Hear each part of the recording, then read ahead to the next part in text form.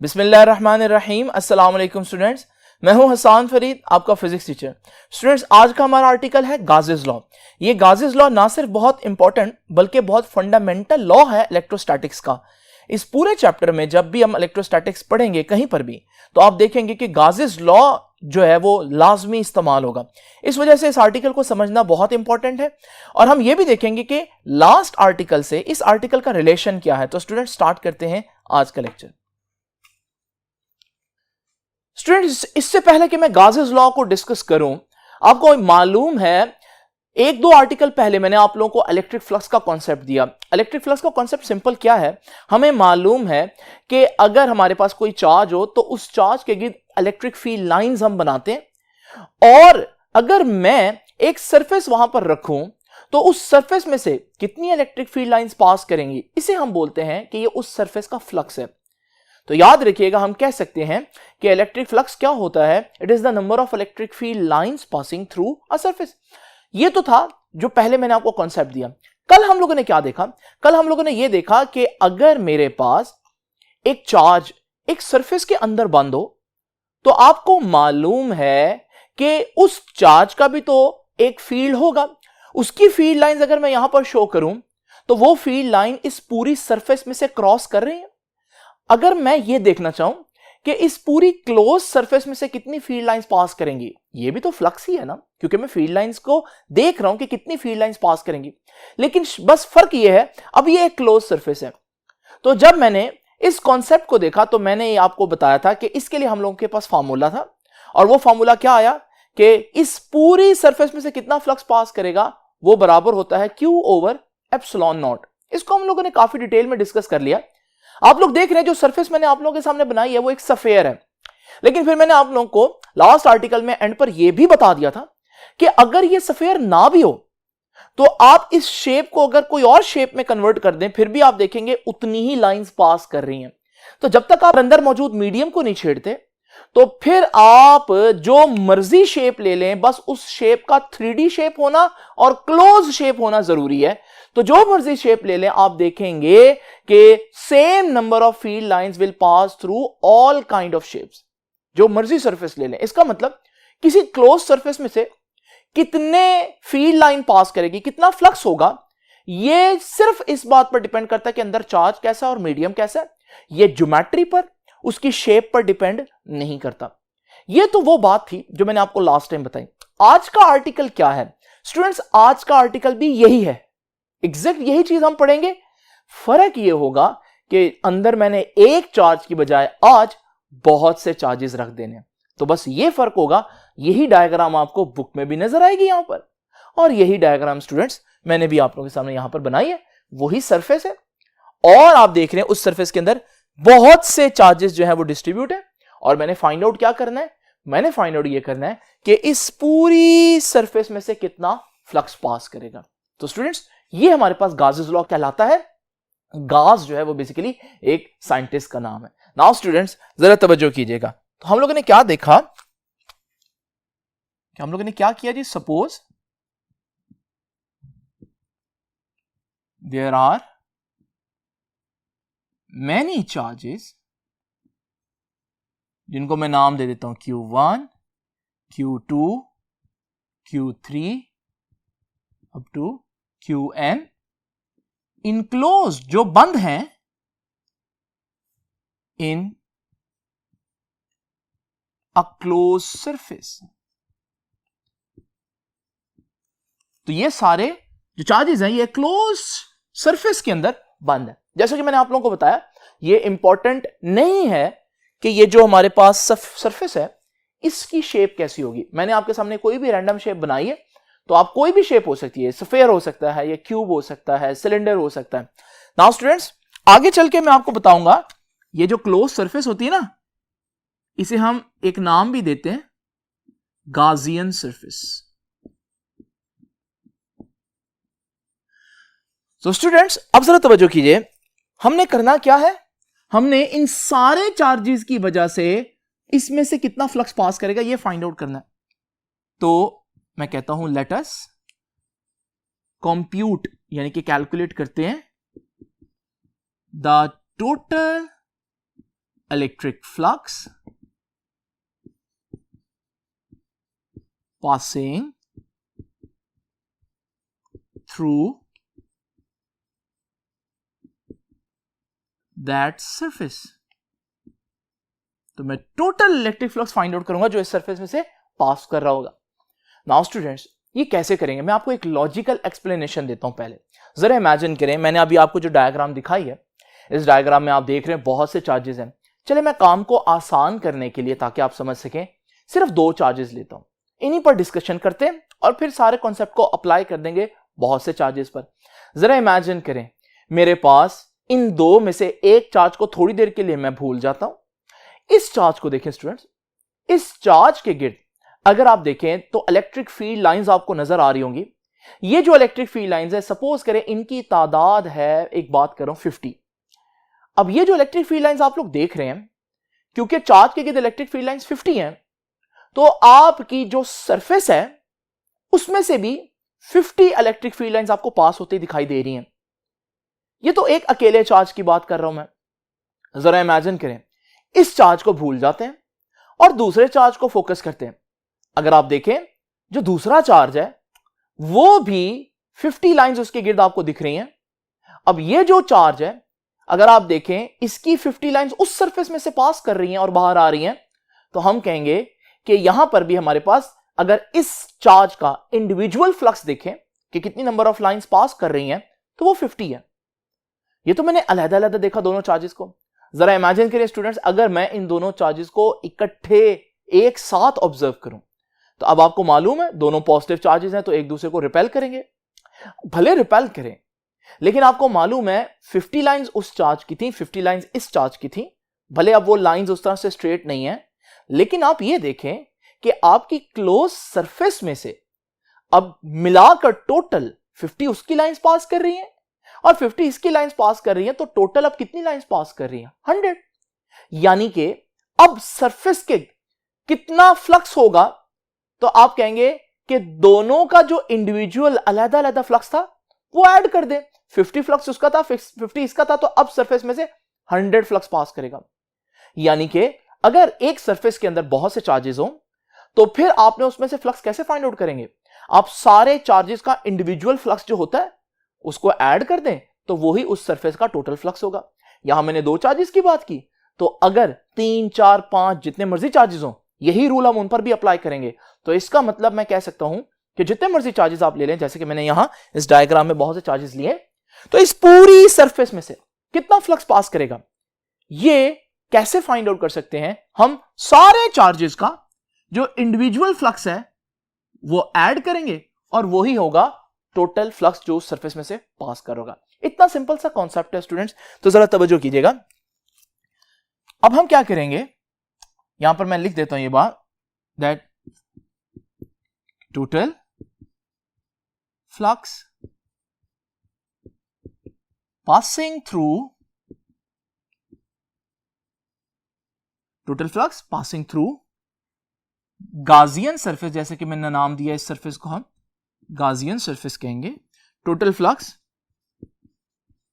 Passing through Gaussian surface किसके बराबर होगा? कैन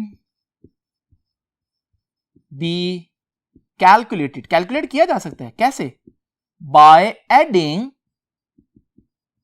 अगर हम ऐड कर दें द इंडिविजुअल फ्लक्स,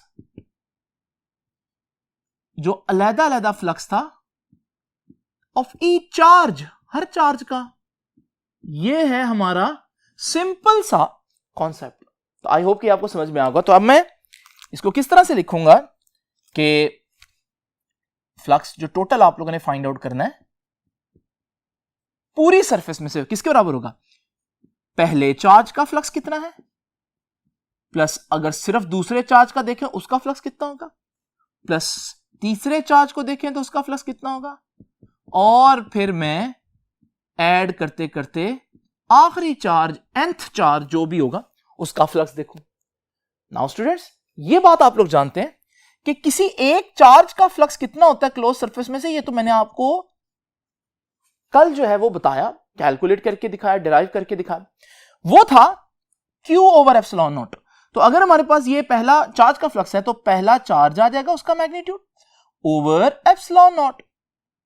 दूसरे चार्ज का फ्लक्स की बात करेंगे तो Q2 ओवर एप्सिलॉन नॉट। तीसरे चार्ज की बात करेंगे तो Q3 ओवर एप्सिलॉन नॉट। और nth चार्ज की बात करेंगे तो Qn over epsilon not. Now students आप देख रहे हैं क्या कॉमन आ रहा है? एप्सिलॉन नॉट नहीं, एप्सिलॉन नॉट ना कहिए क्योंकि एप्सिलॉन नॉट नीचे डिनोमिनेटर में है, तो आप कहें 1 ओवर एप्सिलॉन नॉट कॉमन आ रहा है, तो हम कहेंगे कि total flux is equal to 1 over epsilon not. अंदर बाहर आ गया 1 ओवर एप्सिलॉन नॉट, अंदर क्या रह गया? पहली टर्म में से Q1 रह जाएगा, दूसरी टर्म में से Q2 रह जाएगा, Q3 रह जाएगा, अप टू Qn। और फिर स्टूडेंट्स अगर आप गौर से देखें यहां पर हमारे पास जो ब्रैकेट है, ब्रैकेट के अंदर सारे चार्जेस का सम है, तो ये तो क्या बन जाएगा? वो टोटल चार्ज जो उस सरफेस के अंदर मौजूद है। तो मैं इसको यूं लिख सकता हूं कि total flux is equal to 1 over epsilon 0 times, और ब्रैकेट में क्या लिखूंगा? Total charge enclosed. और आपको मालूम है कि मैं इसको 1 ओवर एप्सिलॉन नॉट को एज इट इज, और टोटल चार्ज इनक्लोज्ड को मैं कैपिटल Q कह देता हूं। ये Q किसको रिप्रेजेंट कर रहा है? Q रिप्रेजेंट कर रहा है वो टोटल चार्ज जो कुल मिलाकर इसके अंदर मौजूद है। ये जो हमारे पास लास्ट स्टेटमेंट आई है स्टूडेंट्स, इसको मैं एक दफा फिर से लिख देता हूं आपके सामने।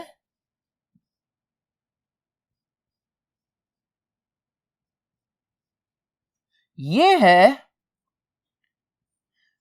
गाजेस लॉ की स्टेटमेंट। अगर आप गौर से देखें तो हमारे पास यहां पर टोटल फ्लक्स किसके बराबर आ रहा है? 1 over epsilon 0 multiply by charge नहीं कहना, टोटल चार्ज इनक्लोज्ड कहना है। तो यहां से मैं गाजेस लॉ की स्टेटमेंट आपके सामने लिख देता हूं।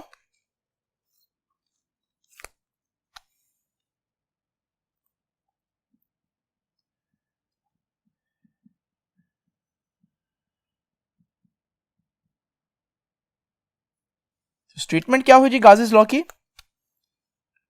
Total flux passing through a closed surface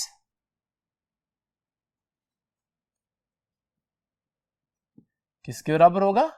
is equal to 1 over epsilon 0 times का मतलब मल्टीप्लाई करना है, 1 over epsilon 0 times किसको मल्टीप्लाई करना है? Total charge enclosed. ये है हमारे पास, अगर हम देखें टोटल फ्लक्स किसके द्वारा आया? 1 over epsilon 0 times total charge enclosed. ये है गाजेस लॉ स्टूडेंट्स।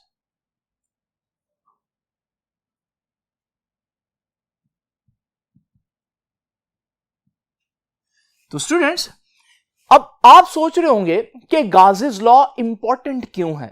याद रखिएगा इसकी एक एप्लीकेशन में आप लोगों के साथ अभी डिस्कस कर रहा हूं,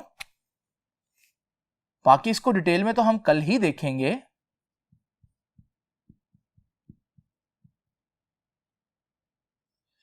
वो एप्लीकेशन ये है कि गाजेस लॉ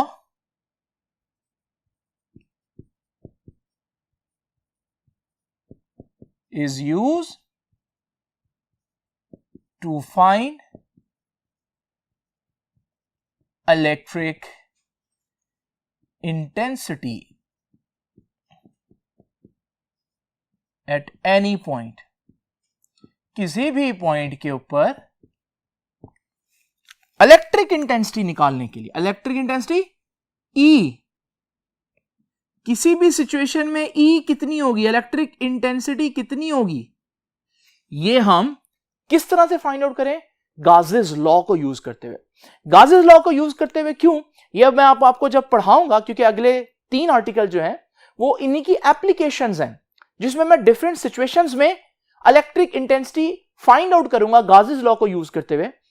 तो वहां पर मैं आप लोगों को बताऊंगा कि ये क्यों हम इलेक्ट्रिक इंटेंसिटी फाइंड आउट कर सकते हैं गाजेस लॉ को यूज करते हुए। स्टूडेंट्स, गाजेस लॉ में आप लोगों ने देखा कि सबसे इंपॉर्टेंट बात क्या है कि जो सरफेस आप ले रहे हैं वो कैसी सरफेस होनी चाहिए, गाजियन सरफेस। गाजियन सरफेस में 2 बातें होनी चाहिए। नंबर 1, ये एक 3D सरफेस होनी चाहिए। 3D सरफेस का मतलब क्या होता है स्टूडेंट्स, जरा इमेजिन करें, मेरे पास ये एक सर्कल है, आप देख रहे हैं ये जो सर्कल है ये एक 2D शेप है, एक फ्लैट शेप है। अगर मैं इस सर्कल को इसी के एक्सिस पर रोटेट करवाऊं तो हमारे पास ये जो चीज बनेगी ना, ये भी कहलाती तो गोल है, सर्कल भी गोल है, लेकिन ये जो गोल है आप देख सकते हैं इसका एक वॉल्यूम है। ये हमारे पास एक 3D शेप है, 2D शेप नहीं है, ये फ्लैट नहीं है। तो उर्दू में हम सर्कल हो या सफेयर हो दोनों को गोल कह देते हैं, लेकिन इनमें फर्क है। इसी तरह से इमेजिन करें कि मेरे पास ये एक सर्कल है और इसी तरह मैं इस सर्कल को इस डायरेक्शन में आपके सामने बढ़ाऊं तो आप देखेंगे एक नई शेप बनी है। ये शेप जो है इसे मैं कहता हूं सिलेंड्रिकल शेप। और फिर इसी तरह से मेरे पास एक स्क्वायर है और इसी तरह मैं इस स्क्वायर को देखूं तो ये 2D शेप है, ये फ्लैट है, लेकिन अगर मैं इस स्क्वायर को एक डायरेक्शन में मूव करूं तो इससे जो नई शेप बनेगी आप देखेंगे वो एक क्यूब है और क्यूब एक 3D शेप है। तो अगर आप कंपैरिजन करें 2D और 3D शेप्स के दरमियान तो आपको पता चलेगा कि जितनी भी 2D शेप्स हैं उनका एरिया होता है, सिर्फ वॉल्यूम नहीं होता, आप उसमें कुछ भर नहीं सकते। लेकिन जो 3D शेप्स होती हैं वो आप देखेंगे उनका वॉल्यूम भी होता है, जिस चीज का वॉल्यूम आप उसमें कुछ भर सकते हैं, जैसे पानी। फॉर एग्जाम्पल अगर मेरे पास सफेयर है तो आपको मालूम है इस सफेयर के अंदर मैं पानी भर सकता हूं, सर्कल के अंदर नहीं भर सकता। इसी तरह इस सिलेंडर के अंदर भी मैं पानी भर सकता हूं। इसी वजह से जितनी भी शेप्स आप लोग डेली लाइफ में देखते हैं किचन के अंदर जिनमें आपने चीजें रखनी होती है वो 3D होती हैं। जैसे आपका जो ये सिलेंडर है बिल्कुल इसी तरह के जार्स भी आपके पास होंगे, वो भी सिलेंड्रिकल शेप है। इसी तरह से आपका जो घर में घी का कनस्तर होता है वो भी आपके पास एक सिलेंडर ही है। तो स्टूडेंट्स याद रखिएगा, अगर आप गाजेस लॉ को स्टडी करना चाहते हैं तो आपको क्या करना पड़ेगा, आपको चार्ज के गिर्द एक सरफेस जो है वो देखनी पड़ेगी, जो कैसी सरफेस हो, 3D शेप हो। एक पहली चीज, उसको गाजियन सरफेस कहेंगे क्योंकि गाजेस लॉ अप्लाई करने के लिए आप कर रहे हैं। और नंबर 2, ये हमारे पास एक 3D शेप होनी चाहिए, जो पहली बात मैंने आपको बताई है। दूसरी हमारे पास ये बात है कि ये क्लोज शेप होनी चाहिए, क्लोज होनी चाहिए, जैसे ये हर तरफ से क्लोज है। तो स्टूडेंट्स याद रखिएगा गाजियन सरफेस जो है वो बहुत इंपॉर्टेंट कॉन्सेप्ट है और गाजियन सरफेस कोई भी शेप हो सकती है। बच्चे पूछते हैं कि सर फिर हम कौन सी शेप, सिलेंडर भी एक 3D शेप है, हमारे पास क्यूब भी एक 3D शेप है, हमारे पास सफेयर भी एक 3D शेप है, हम कौन सी शेप जो है वो यूज करेंगे। ये स्टूडेंट्स डिपेंड करता है कि हमारी रिक्वायरमेंट क्या है। और याद रखिएगा ये जरूरी नहीं है कि वाकई में हमारे पास चार्ज के गिर्द कोई शेप ही हो, ये शेप समटाइम्स ऐसी भी हो सकती है जो हमें इमेजिन करनी पड़ेगी। यानी एक चार्ज पड़ा हुआ है और मुझे इलेक्ट्रिक इंटेंसिटी फाइंड आउट करनी है तो मैं खुद ही इमेजिन कर लूंगा कि यहां पर इसके गिर्द एक सफेयर है या इस चार्ज के गिर्द जो है वो एक सिलेंडर जो है वो मैं इमेजिन कर लूंगा। तो इसका मतलब याद रखिएगा गाजियन सरफेस जो है वो इमेजिनरी सरफेस भी हो सकती है। तो स्टूडेंट्स ये था हमारे पास गाजेस लॉ, आई होप कि आपको समझ में आ गया होगा और इंशाल्लाह अब हम इसकी एप्लीकेशन पढ़ेंगे नेक्स्ट 3 आर्टिकल्स में। स्टूडेंट्स अब आपसे इंशाल्लाह मुलाकात होगी नेक्स्ट आर्टिकल में, तब तक के लिए अल्लाह हाफिज।